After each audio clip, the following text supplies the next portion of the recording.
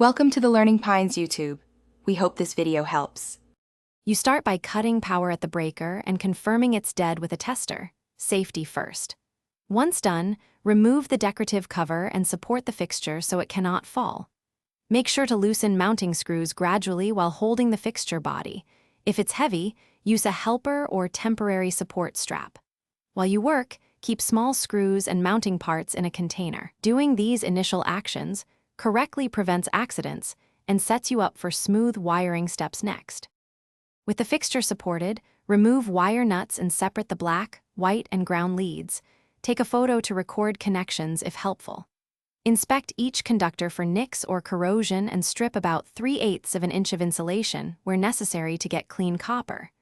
Remove the old mounting bracket and install the new one, aligning it to the electrical box so the fixture will sit flush. Once the bracket is secure, prepare the new fixture wires and plan the sequence for reconnecting the hot, neutral, and ground. Reconnect the wires, black to black, white to white, and attach the ground conductor to the box or fixture ground screw.